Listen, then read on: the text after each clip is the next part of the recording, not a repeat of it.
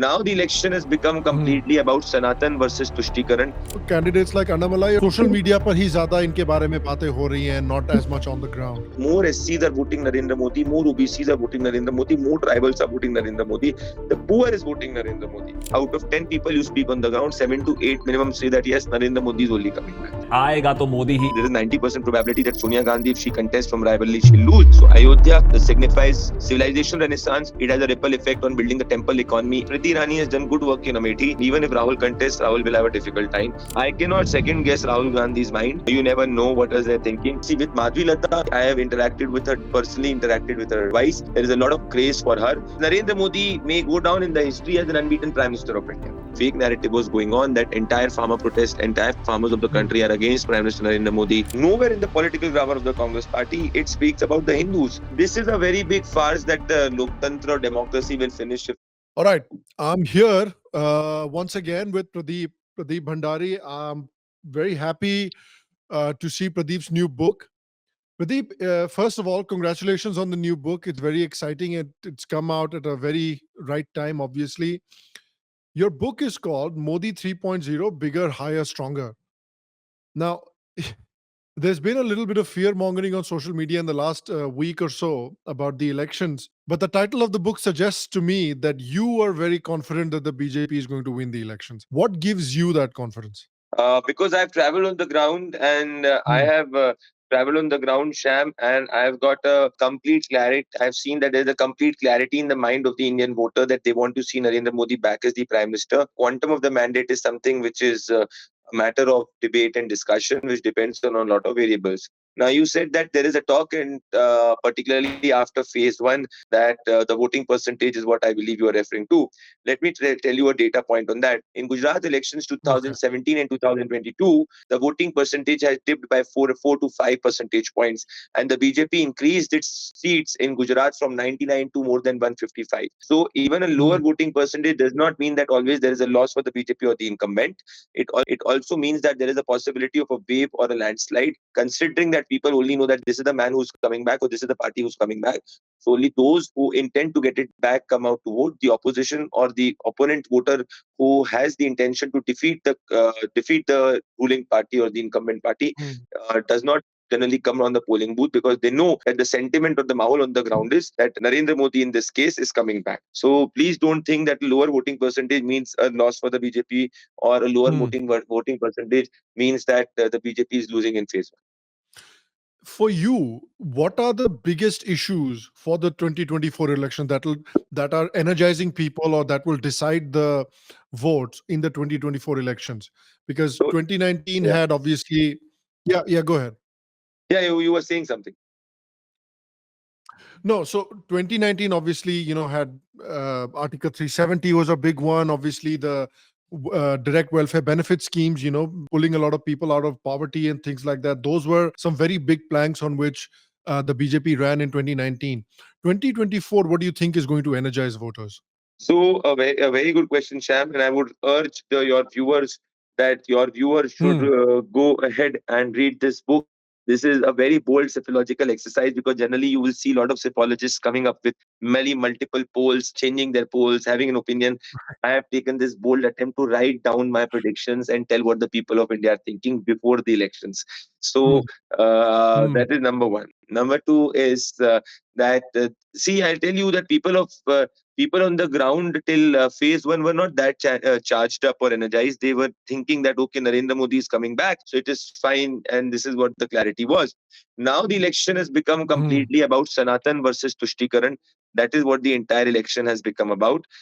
And the entire election after Prime Minister Narendra Modi's speech has become about appeasement versus those who take care of the Sanatan Dharma. So this has really energized the people. So if 2014 was hope, 2019 was delivery, 2024 is Anand, or people wanting Narendra Modi back. But now the Narendra Modi has set the political narrative that it is a choice between those who appease and those who take care of Sanatan. That's the plan for 2024. So do you expect yourself a higher percentage of voting numbers in phase two? Yes, but not yet. No, phase two, yes, but not very, very high. Because please understand, what I'm Acha. seeing on the ground is that people are seeing that people are convinced that Narendra Modi is coming back as the Prime Minister. Now, whether he comes back with Hmm. 272, 300, 350, 400, that is a matter of debate, and that depends on a lot of variables as the seats and the states progress. But what is so certainty Hmm. is that nobody out of 10 people you speak on the ground, 7 to 8 minimum say that yes, Narendra Modi is only coming back. And that is a Hmm. constancy across geographies, which is there. Even the person, even in a state like Tamil Nadu, when you ask the people, okay, fine, if you are voting the DMK, who do you think will be the Prime Minister? They say it is Narendra Modi who will be the Prime Minister. So their reasons for voting the DMK Wow. says a different reason. So I don't think a voting percentage in phase two will be a very, very high vis-a-vis phase two in 2019. But yes, it will be a better percentage than phase one. But I think we are over analyzing the phase one voting percentage. I do Hmm. believe, and I'm when I looked at the data, it is not a very poor voting percentage. Yes, it is not as high it should be. The another important reason for that not to be as high as it was is because, say for example, in Bihar, the parts have polled around 50 percentage. In 2019 also they had polled Hmm. around 50 percentage. The reason is that many migrant laborers have not been able to move for voting from different parts of the country back to their hometown. So this is why the Hmm. voting percentage is 55 percentage. But that does not mean that the total voters who are present in the constituency, only 55% of those voted. Hmm. What it means is that total Hmm. voters who were enrolled in the voting list, 55 percentage of those voted. We need to understand You this one. said you weren't surprised. You said you weren't surprised by the low voter turnout in the first phase. A lot of people were surprised, but you said you weren't surprised. You were expecting a lower voter turnout in the first phase. Generally, what happens is, Sham, that places where there is a strong competition in place, that is where you see a lot of higher, that is where you see voting turnout generally going up. So, say, I'll give you, let us divide Hmm. or dissect this phase on voting percentage. Now, in a state like Bengal, where you see in Bengal, you will find that the voting percentage more than 75 percentage. Why? Because the TMC and the BJP both have polled their, have the ability to get their voters on the polling booth, and have the ability to get their voters on the polling booth and poll their voters. That is number one. Number two is, say, Hmm. for example, in a place like Uttar Pradesh, places where the Muslim population is 35%, that is where you see the average voting is higher than the voting in other states of Uttar Pradesh. Yeah. So wherever the opposition feels that they have a candidate or they have a demography where they can compete with the BJP, that is where the voting percentage is higher. Where apart from that, that is not the scenario. Now I'll give you an instance. Say, for example, in Tamil Nadu, the DMK is on a leading position, but the voting percentage there also is not increased vis-a-vis 2019. So those jokers who are saying that okay, a lower Hmm. voting percentage is a problem for the Bharatiya Janata Party, the same analogy if I draw, then they should say that this lower voting percentage should be a problem for the DMK, but they will not say that. So the same Yeah. logic cannot, if you are applying the same logic, you have to apply it geography agnostic. It cannot be that you apply the same logic based on your convenience. This is where I say it is not Hmm. what the voting percentage is. What is more important is what constitutes that voting percentage. What is that voting percentage made of? Who are the people who are coming out to vote? Is it more the BJP voter Hmm. who's coming out to vote, or is it more the anti voter who's coming out to vote? My analysis from looking at the data and common sense Hmm. is that the opposition is polled voters wherever they feel they have the ability to defeat the BJP. In Tamil Nadu, the BJP has polled voters wherever they feel Hmm. they can compete with the DMK. That is not in all the seats, and that is in the sum of the seats. So this is how you have Right. to understand it. So I am not, except one state of Rajasthan, where there is a lot of voting which has taken place based on caste lines. That is a state where generally the voting percentage Hmm. is lesser. This is where you can see lead margins coming Hmm. down. But apart from that, I don't see any big outlier. You also mentioned in the book that Ayodhya is a very uh, big chapter in this elections, and it is obviously we can see jab Pran Pratishtha hui thi, it was such a big deal for all Indians. People from over the country were celebrating. It is such a major milestone for India's civilization. But are you able to quantify कि किस तरह का effect हो सकता है No, Ayodhya का elections पर? no. What I've been able Okay. to only conclude by in certainty is that it is something which is connecting people across thread, and people across thread are thanking the Prime Minister for the Ram Mandir Hmm. in Ayodhya. So if I ask 10 people, are they happy with Ram Mandir in Ayodhya? Eight of them say yes. They say they are happy with Ram Mandir in Ayodhya. If I ask them that, do you think that this has been only built because Narendra Modi is in government? They say yes, this has only been built because Narendra Modi is in Hmm. government. Do I ask them, is the development in Ayodhya only taking place because Yogi Adityanath has been in the Uttar Pradesh as a chief minister? They say yes, the development is taking place because Yogi Adityanath is the chief minister. If you see the first chapter which I write in the book is called Ayodhya, the Pulse of the Electorate, and there I compare. Hmm. Towards the end, I end it with Raebareli, the Congress bastion, which is falling. And if you remember, Sam, that I have shared a report which says that there is 90% probability that Sonia Gandhi, if she contests from Raebareli, she'll lose. And that report became very viral. Hmm. Hmm. And probably after that, Sonia Gandhi decided to not contest from Raebareli and rather go to Rajya Sabha through Rajasthan. Right. So that is how it is. But I cannot conclude with how many seats it will impact. But what I can conclude, it's a common thread which is connecting people across languages and geographies for sure. And Hmm. this is where I come to Modi's tripod. Ayodhya is just not civilization, it defines Modi's tripod, which is Ah. the civilizational renaissance, which is welfareism, which is development. So Ayodhya signifies civilization renaissance. It has a ripple effect on building the temple economy around in Ayodhya. People are expecting that Ayodhya will transform like Banaras was transformed. So there is a developmental Yeah. aspect to it. And then there is also the Bharatiya pride aspect to it. So the three Modi tripod I speak about, that is something which Ayodhya also signifies. Do you think you talked about कि सोनिया गांधी ने decide किया कि चलो इधर रायबरेली छोड़ो दूसरी जगह निकलते हैं. Do you think Rahul Gandhi is going to contest again from Amethi? I cannot second guess Rahul Gandhi's mind. You never know what is they thinking. Nobody can, But I to be can tell honest. you for sure is that Uh, I mean Smriti Irani has done good work in Amethi, and even if Rahul contests, Rahul will have a difficult time. Prime Minister Narendra, see, please understand. mm, When I was in Raebareli, and this is what I have written in my chapter, and that is on the page number, mm, sorry, in my book, which is on the page number 38. And I say, after experience in Raebareli, so spoke to a mm, lady who said that, and I spoke to multiple people who said that they want to see the development that they have seen in Banaras to take place in Raebareli. So now, because see, everybody, mm, everywhere, everything is interconnected. Every packet of information is reaching you, me, everyone. Similarly, the person in yeah. Raebareli also, when he travels to Banaras, he or she knows that this has transformed in the last 9 years. That was not the case in the past. So they want to see similar development taking place in Raebareli, where there are broken roads, where there Mm, is garbage on the street. So, to cut mm. the long story short, I do believe that even in Amethi, Smriti Irani is strong, and in Raebareli, if the BJP fields a good candidate, the BJP has a very good chance of winning Raebareli. You know, yourself included, many people are saying that it's quite possible that the BJP wins more seats than they won in 2019. Yes. Where do you feel like those gains will be made? Do you feel like those gains will be made in states like, southern states, Punjab, Bengal? Where do you think those gains will be made? So in the chapter number 3, Sham, I have written this at the Mm, 2024 general elections, a psychological analysis. I have detailed out my entire model. I would urge the viewers, because mm, what you have seen in India is that most of the psephologists right now, because of certain compulsions, I have not been able to say a lot of this on television. But I know I'm with Sham Sharma mm, Show, which is more watched than an Indian TV seen. So I'm on one of the most popular podcasts. So let me just say something, that on the Janki by probability map of outcome model, I have listed how we predict the election. I have also listed, I mm. have released all my pictures on the ground in different parts of the country. So it's a very transparent way of doing it. Mm, Now, the question is, where do I see the BJP increasing? I see the BJP increasing in Odisha. The BJP was 8 seats last time in Odisha. This time it has a wow. lot of chance to do well. And please, I would urge you, Sham, record my podcast. And I say this with all Mm, humility.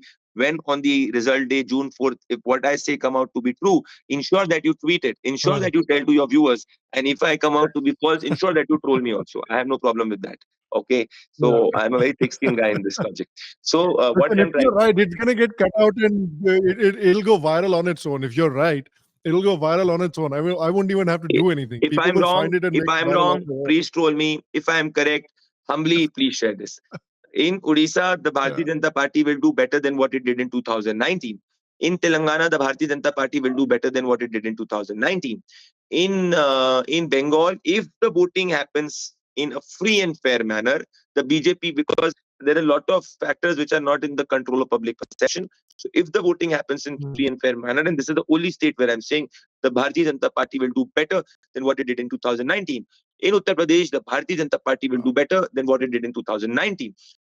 In Andhra Pradesh, the Bharatiya Wow. Janata Party will do better than what it did in 2019. It got 0 seats in 2019. It will do better in Andhra Pradesh than what it did in 2019. In Puducherry, the Bharatiya Janata Party the will do better than what it did in 2019. So to cut it short, these are places where the BJP is increasing. Last time also in Punjab, the Bharatiya Janata Party got 2 seats. It can do better in 2024 than what it was in 2019.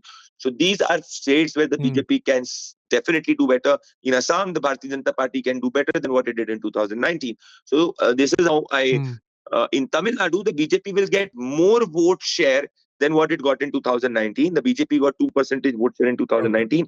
It will get late double-digit vote share in 2020-24. I cannot tell you the exact number because of the VC guidelines. But yes, the BJP will definitely get much better vote share than what it got in 2019 in Tamil Nadu. So this is how the BJP can increase its seats tally. Now the states where the Congress can compete well is Karnataka. The states where the Congress can compete well is um, against the BJP is only Karnataka. But let me tell you one point: the Congress got 50% of its seats from Punjab and Kerala. And these are the seats where the Congress got out of 52, the Congress got more than 20 seats from these two states. Both these two states are seeing a depreciation of the Congress party than what it was in 2019. The Congress was at 8 seats in Punjab in 2019, and I think more than 15 seats in Kerala than 2019. So there can be a depreciation of the Congress party vis-a-vis what it was in 2019 in these two Okay. states. This is where for the Congress to Do you feel, maintain its 54, 55 uh, seat count will be a challenge. you see candidates like Annamalai, or you see candidates like Madhvi Lata, and the BJP seems to be really investing in these candidates. इनको काफी support भी दिया जा रहा है, काफी Prime Minister Modi तक, अमित शाह भी जाकर इनको काफी support दे रहे हैं, इनकी बात कर रहे हैं. Do you see any tangible, achievements that these guys can make in 2024? Candidates like Annamalai, or do you feel like कि सोशल मीडिया पर ही ज्यादा इनके बारे में बातें हो रही हैं, not as much on the ground? No, Annamalai is not just a social media sensation.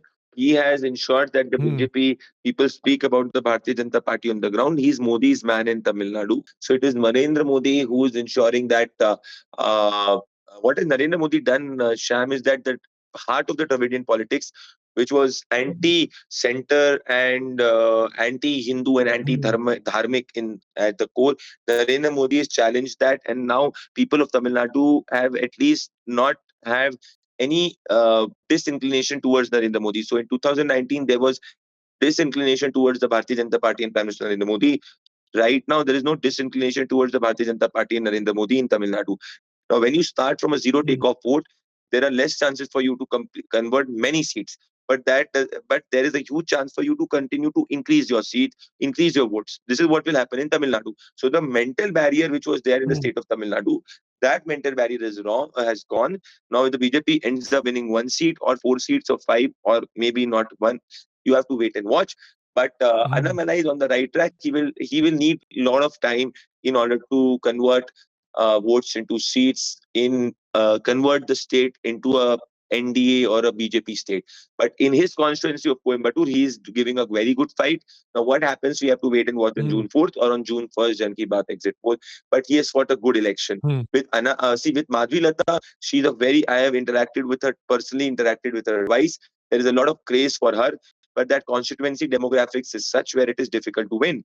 But this time, a lot of Yeah. illegal voters have been eliminated by the election commission.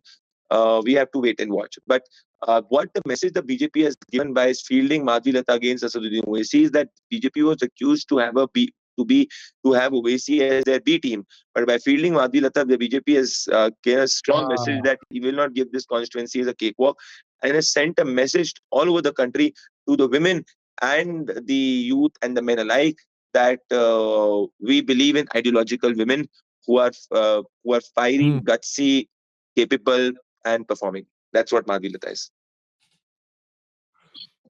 The BJP has also, I've seen personally on if you look at Prime Minister Narendra Modi as well, he on a personal level and BJP on a party level have made a big push towards the Christians, towards the Christian community. If you look at Kerala, they made a big push towards, the Christian community. They've recruited people like Anil Antony, who's a son of the ex-defense minister of India. And so, if you look at, do you feel like there could be any change in terms of the Christians moving closer to the BJP? Is there any possibility there at all? I have to wait and watch because the Kerala polling is something. Okay. Kerala will go to poll on 26th. But Prime Minister Narendra Modi is on the right track on that. See, I write a very important part in my book towards the end, Sham, and I say Hmm. that and if you allow me to quote, and this is how I sum it up Yeah, go for towards it. the end, I said that only a conscious, committed, and nationalist opposition can take on the BJP in 2019. Today, in run up to the Hmm. 2024 Lok Sabha elections, I say that only a conscious, committed, nationalist, and dharmic is the word which I had, can take on the Oh, BJP, Dharmic you which is added. sadly missing. Hence, Narendra Modi may go down in the history as an unbeaten Prime Minister of India. So four lead Wow. four qualities which I believe saw on the ground for anybody to win an election was conscious, committed, and nationalist. Now I see on the ground conscious, committed, nationalist, and dharmic. There is no other leader in Hmm. the country who has all the four qualities in the mind of the people. This is why Narendra Modi wins. If you remember, and this is where if you see the cover of my book also is about Sengol and Yeah. Narendra Modi because this is what I've added. Where you compare the cover of my book vis-a-vis 2019, it was Narendra Modi giving a victory sign because at that time on And the ground I did not yeah. see dharmic renaissance taking place in a very big way. But now I see that on the ground, At particularly that after level. Prabhu Sri Ram's Pran Pratishtha. And this is where I've touched in the cover of the Hmm. book because I have only reflected what the sentiment of the people I've seen on the ground. So there is a lot of thought which has gone. And in this dharmic does not mean anti any religion. It basically means being the way you are in terms of being an Indian. So there are a lot of local traditions and sanskars which people follow in different places. Yeah. It's about valuing them and respecting them. The manifesto of the opposition just got released as well recently, and uske baad काफी controversy भी हुई थी, rightfully so. There's some stuff in there that a lot of people are rightfully angry about. Do you feel like there's enough awareness of the opposition's manifesto among the voter base, among the voters? Do they see it, and are they as appalled by it as maybe people on social media are? Well, I can tell you that they have started to get aware about it. When Hmm. by the time the fourth phase will happen, you will see this becoming a narrative on the ground. I'll give you an example. See, Okay. Narendra Modi does not care about what echo chamber of people in certain echo chamber thinks. He is very well knows the sentiment of the people on the ground, particularly when he goes to poll in an election. Now, please understand, as you were saying that a lot of people were saying that election is thanda, thanda, thanda, thanda. Now, what has Narendra Modi done? He has got the people back to conversing about the past deeds of the Congress party. So the Manmohan Singh video of 2006 has Hmm. appeared back in the public memory. It has shared in all the WhatsApp groups, and people at least have got that recall value Mhm. going. So there is a comparison between. And as I said, now people don't want to go back to that era of, particularly nationally, into this era of accepting this anti-Hinduism and accepting pseudo-secularism or accepting the Nehruvian brand of secularism. Mhm. They don't want to go back to that. And this is where they were reminded about a choice between a black and a white. By these videos they have been reminded about that ultimately you are not choosing between two pro-Hindu opponents. You are choosing two Yeah. pro-Hindu alternatives. You are choosing between one extrovertedly pro-Hindu alternative and somebody who's secular, who believes in Nehruvian secularism, which today is, I think, Hmm. obsolete as an idea. You're fairly confident the Modi is going to win a third term. See, Once Modi wins a third term, I'm what do not you think see happens then? again, Sham. I'm absolutely not Huh. saying anything which is mine. I am only reflecting what I see on the ground. Sure, And sure, tomorrow, after six phases, if sure. I see there are certain changes coming up, I will reflect that. So as of right now, because I'm tracking every week, 3 days I'm traveling. So last week I was in Trivandrum. The week before that, I Hmm. was in Tamil Nadu. I was in Tamil Nadu. Now this week I Hmm. will be in Rajasthan and Telangana. Coming week I might be in Bihar, and Hmm. then before the next week I will might be in Bengal, and I also have team which is traveling. Like morning 5 o'clock, there's a team which will be doing a post poll in a hilly state. Similarly, one of my team again is on the way to Rajasthan. So we are working round the clock in order to ensure that Pradeep Bhandari sits on Sham Sharma show. So well, tell your team that Sham Sharma Show appreciates it. Yeah. Let us say that if Modi wins a third term, do you think that he will go for the fourth term? Or do you think that he's going to be like, okay, now it's time for some succession planning? Or even if, let's say, fourth term ke liye bhi agar wo jate hain, do you feel like the internally within the party there is some level of succession planning? The reason I'm asking this question is because if we relate this to history, we see it so many times na ki often in empires there's this extremely popular king, very very popular king, everybody loves him, the empire is at its greatest, and uske baad us level ki succession planning nahi hoti hai, so within 2 or 3 generations then empire completely crumbles. Do you feel like that's the case in the BJP, or do you feel like ki unka thoda hai planning? I have honestly now what I will be saying is I have no I'm not privy to any facts to Sure. make a conclusion on. So all of this is just Sure. a way of looking at it. My reading is following. A, I believe Narendra Modi, after he comes back as the Prime Minister, he will complete the entire term. He will complete till Okay. 2029. I am very sure about it. Point number two is Okay. please remember that Sangh is completing its 100 years in 2026, if I'm not wrong. That is a very important pillar. And point number three on the succession plan, I think only Narendra Modi will have an answer to it, nobody else, along with the others. So I don't want to second guess on that. But what I, knowing him, see, because he's a man who's hungry, he's a man with God's grace who's healthy. And he has this vision to make India the third largest economy. And when that happens, I believe it will be a very big thing. And I do believe that he also has a mission to get India a permanent membership of the UNSC. So Okay. these are things which are on his agenda and radar. I feel that he will definitely complete the full term in 2000 till 2029. If he completes the full term in 2029, do you think he goes for a fourth term? That only you can answer, Sham. my, my guesswork is probably the worst on YouTube, so I probably won't guess. But let's say, These as a questions political are, I analyst, think as these are, someone who, yeah, but I think, Sham, these are very questions which are very primitive in nature at this moment, because a week is also a long time in Indian politics. sure, sure, So let us, I sure, think, let the way the results of 2024 happen, we will take a call based on that, and not who they will take a call based based on on that, it. So right now, all of this is, right?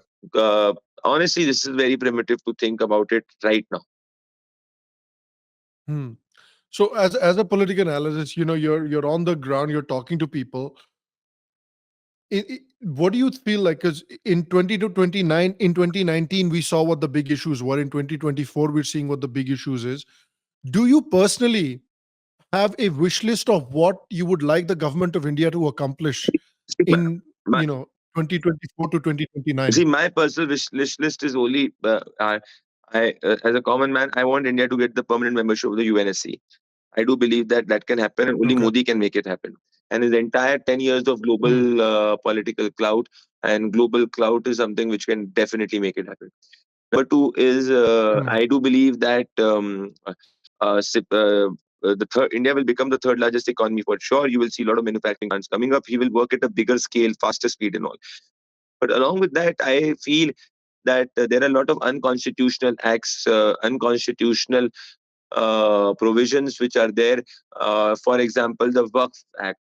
It needs to be thought that does this require a rethink, because Waqf has the maximum Yeah. property after railways and defense. So should there be a rethink on the provisions of the Waqf Act? That is something which we have to think. But what I can tell you for sure is interestingly, the Indian polity, if Congress party falls less than 50-55 seats, you will see the Indian Hmm. polity in the opposition also changing, because then after Rahul Gandhi, Priyanka Gandhi camp will get very active and say that we have given you three elections. 2014 you made us fail, 2019 you made us Hmm. fail, to now 2024 you made us fail. Now is the time to launch the sister.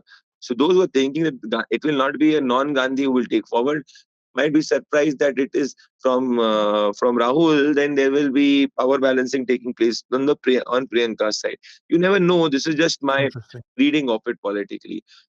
Anything which you have Hmm. in mind which Narendra Modi should do or have done, because I only have this UNSC permanent membership. along with which will be very good for the country, and more people becoming richer and richer and richer. And Sure. this is Yeah. what I really believe in. And I think civilizationally, people are thinking that after Ayodhya, you will see Banaras and Kashi taking place. Now, that is something which I have no Mm. opinion on. I hope it happens, but I have no opinion on that. Is what I can say. What I can say with Right. certainty, I think Modi, because see, simultaneous elections take place, then I think he will have a lot of his speed of work will increase further and further. Right. Do you feel like having one nation, one election is a good idea? Is this something that you recommend? See, I do believe that one thing for sure is we have to see how will it be implemented. Now, after independence, it was implemented, and at that time, the Indian democracy was very nascent. I feel that elections provide a mechanism to the people, and particularly the politician per se, to do a ground check Mm. on the ground, to do a ground check and a feedback mechanism to see whether what his or her policies are working on the ground or not working on the ground, which narrative. It also busts a lot of fake narratives. For example, if you remember that before the Uttar Pradesh elections, the fake narrative was going on that entire farmer protest, entire farmers of the Mm. country are against Prime Minister Narendra Modi. How did it that narrative die its natural death? When you saw the results in Uttar Pradesh, Uttarakhand, and other elections, and you saw that the BJP doing excessively well in all the farming belts, and in Punjab, you saw the Aam Aadmi Party coming up. So the entire narrative fell flat. Mm. Similarly, if I remember that the Sood Boot Ki Sarkar narrative was followed by the opposition in 2015, and then how did it fall Yeah. flat in 2017 when BJP swept the UP election? Rafale narrative had been propelled before that.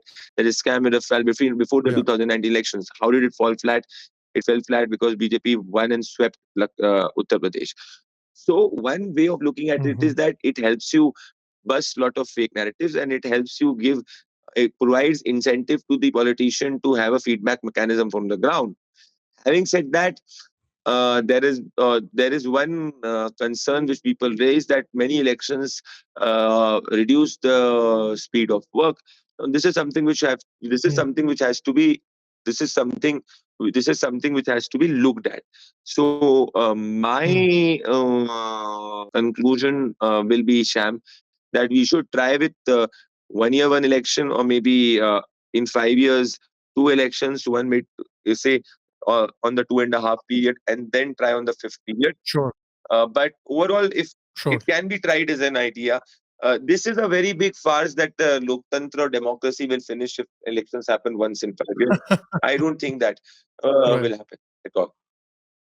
Right. So going forward, finally, I want to ask you. Going forward, we're going towards the next phases of polling, phase two, phase three. Next phases जो आने वाले हैं उसमें इस तरह की miss information ना फैले, उस तरह का पैनिक ना फैले, उस you know what would be your sort of advice to people that are observing the election or even voters कि भाई अगले फेजेस में क्या हो रहा है, पैनिक ना करो या फिर इस तरह की मिस इन्फॉर्मेशन नहीं फैले, उससे बचने के लिए what is your advice? How do you see phase 2, phase 3, phase 4 going? See, I feel that panic, all these is missed because it's the time of election. Some information will travel, some misinformation will travel. We are in the, I would say, we are living in an era where ultimately it's a war of the narratives, right?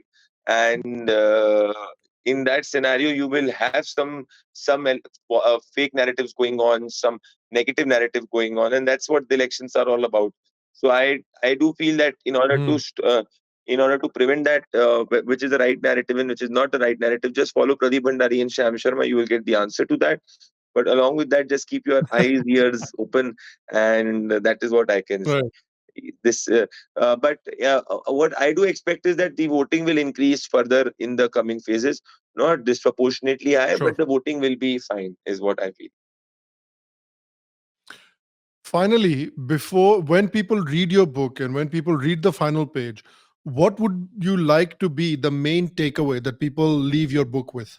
I think the people should leave a book away with one important. It's a very well thought out book, and if anyone wants to know, it's a rule that I followed in political books is that I don't speak to politicians while writing the book. I look at it from the point of view of the common man. Hmm. So I have seen that in order for any there are many conclusions that I have drawn here in the last chapter, which I feel are necessary conditions in Indian politics. Say, for example, the growth of any political party is based on three inherent strengths. One inherent strength is that the presence of a mass leader. The second inherent strength is a strong organizational setup. And the third inherent strength is an ideological footprint. So, all these three, if you see right now, these are three necessary conditions for any growth of any political party. The BJP has a mass leader, Narendra Modi. BJP has a strong organizational support, RSS. It has a strong organizational support. The BJP is growing as a party. And three, it has an ideological footprint in front of an RSS. This is why the BJP is growing as a party. Let's compare it with the Congress party. The presence of a mass leader is missing. Hmm. The strong organizational support is missing. You can say it as an ideological footprint right now of an extreme left or center party, but the other two is missing. That's when Congress is not able to win big as a party on the national stage. And so Hmm. it's a book which will give you an instance of what do the people of India think, how do they think, how do we come to the conclusion, what are the factors which drive the Indian polity. Indian polity is not same as as 1990s. For example, in the 1990s, Indian Right. politics was caste dominated. Now Indian politics has become caste representative. The earlier in the 90s, uh, uh, earlier in the 90s, vote bank politics is something which was agreed to, or uh, right now it's a complete no-go area. Another point is, which is, Yeah. I'll give you an example. Very interesting point. I was looking at the data that in Congress party always, if you see 2009, 2014 elections and 2019 elections, the Congress always has got votes between 10 to 11 crore votes. Now the Narendra Modi has got votes Okay. which has increased from 7 crore 80 lakh in 2009 to in 2014 it increased to 15 crores, in 2019 it increased to 22 crores, and it can increase further. So Narendra Modi on his name has added 15 crore voters. Why is the Congress party coming with an extreme Right. left of center ideology in its entire frame of thinking? Because they are seeing on the ground that more SCs are voting Narendra Modi, more OBCs are voting Narendra Modi, more tribals are voting Narendra Modi, the poor is voting Narendra Modi. In the rural areas, they see him as a righteous man who has done good for the country. And how do Congress party break that barrier by giving guarantees or by promising things which which help shift this vote. This is what we call as the Hindu division vote. So if you see in the grammar, political Hmm. grammar of the Congress party, nowhere in the political grammar of the Congress party, it speaks about the Hindus. It speaks about SCs, Right. Haq Dilana, SC ko, Shoshit ko, Adivasi ko, Dalit ko, OBC ko. Hmm. Why? Because they want this identity to take precedence. They don't want the Hindu identity to take precedence. So the parties like Right. Congress have always been successful only in scenarios where I would say caste-based politics has worked. Congress party worked on the formula of developmental deficit and caste-based politics. When there is deficit, automatically caste identities take forward, take prominence. For Narendra Hmm. Modi, it is not development deficit, it is development surplus. This is why Hmm. he's been able to get cross-caste vote. And this is where Modi is interesting. Modi's politics, Modi's era is development surplus. Congress era was development surplus, development deficit. Modi's era is caste representation, social representation. Congress era was caste domination, not just representation. And Hmm. another point is earlier in Hmm. the Congress era, M factor was very important, which was the Muslim vote was the Yeah. veto or the minority veto.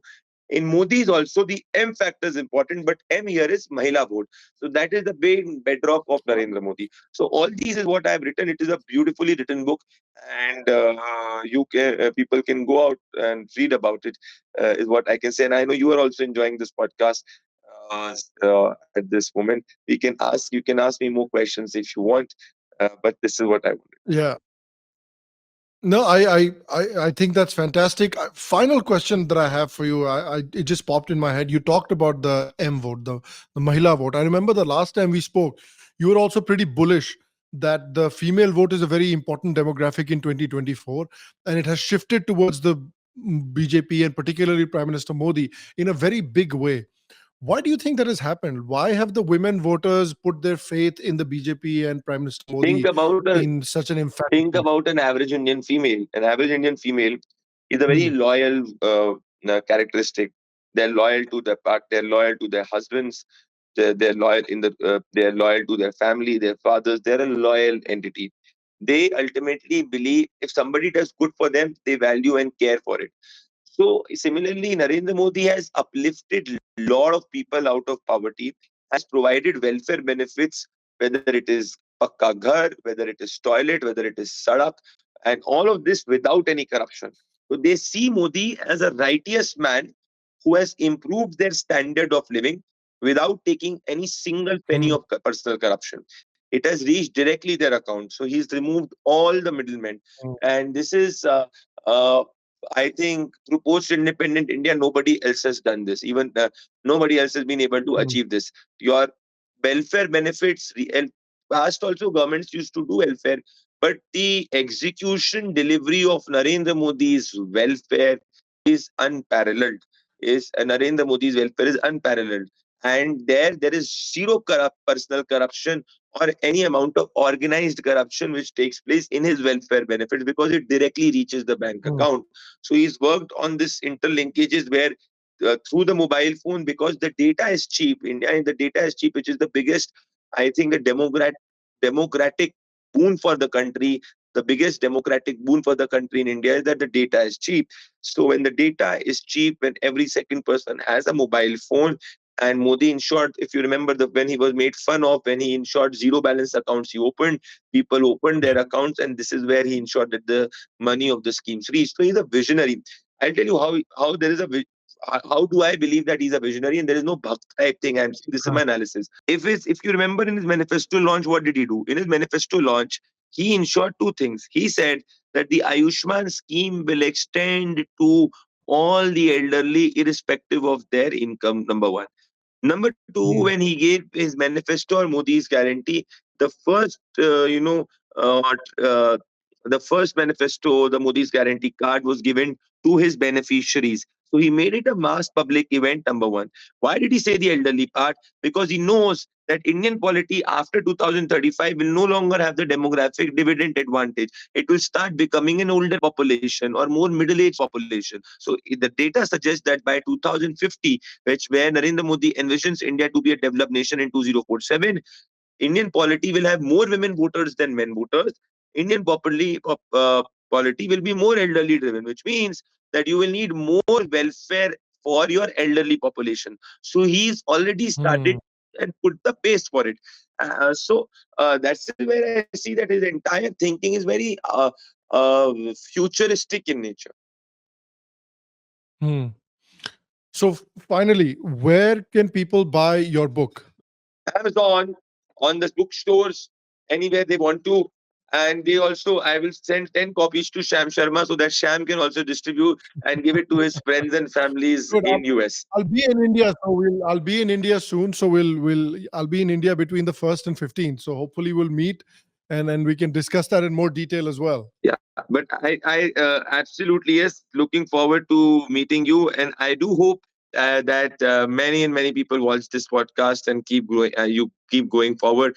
I'm waiting for you to release this podcast and ASAP. It's always good fun to Definitely, speak to you. definitely. Thank you, thank you. I appreciate it. It's fun to speak to you as well. I know you've had a long day. I'll leave you to it now. But again, guys, Pradeep Bhandari's book, Modi 3.0, Bigger, Higher, Stronger. Please check it out. Buy it. It's available on Amazon and in Any bookstores. So questions whatever is you most have, convenient Sham, for you. or anybody has, they can put it in comments. I'm willing to come as many times as possible on my friend Sham Sharma's show. Done. Done. I'm going to hold him to it, guys. So make sure to comment and let us know. Other than that, Pradeep, a pleasure as always. Thanks, And brother. guys, if you like today's episode, like, share, subscribe, all of that fun stuff. And we'll see you